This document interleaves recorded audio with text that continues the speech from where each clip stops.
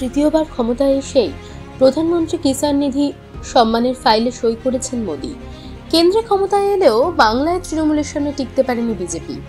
লোকসভা ভোটের ঘনঘটায় এতদিন থমকে ছিল বহু প্রকল্পের কাজই, তার উপর কার্যকর ছিল আদর্শ আচরণবিধিও।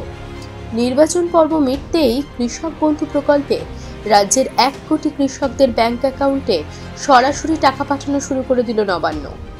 মুখ্যমন্ত্রী মমতা বন্দ্যোপাধ্যায় সোশ্যাল মিডিয়ায় খোদ ঘোষণা করেছেন সে কথা।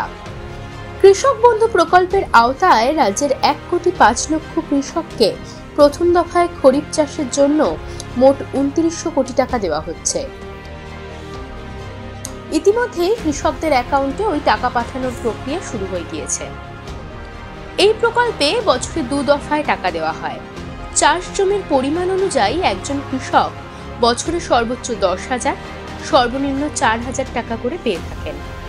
এছাড়া বাংলা শস্য বীমা প্রকল্পের আওতায় প্রাকৃতিক বিপর্যয়ে ফসলের ক্ষয়ক্ষতির জন্য 2,10,000 কৃষককে এই দফায় মোট 293 কোটি টাকা ক্ষতিপূরণ দেওয়া হয়েছে।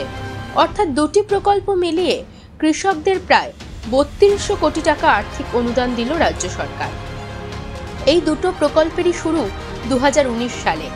তারপর থেকে কৃষক বন্ধু প্রকল্পে এখনো পর্যন্ত মোট 18,234 কোটি টাকা অনুদান দেওয়া হয়েছে। একই সঙ্গে এই প্রকল্পের আওতায় কোনো কৃষক 18 থেকে 60 বছরের মধ্যে মারা গেলে তার পরিবার এককালীন 2 লক্ষ টাকা ক্ষতিপূরণ পান সরকারের কাছ থেকে। মুখ্যমন্ত্রী জানিয়েছেন, এখনো পর্যন্ত মোট 1,12,000 কৃষক পরিবার এই খাতে মোট 2240 কোটি টাকা পেয়েছেন। আর বাংলা শস্য বীমা প্রকল্পে এখনো পর্যন্ত প্রায় 1 কোটি কৃষক 3,133 কোটি টাকা পেয়েছেন।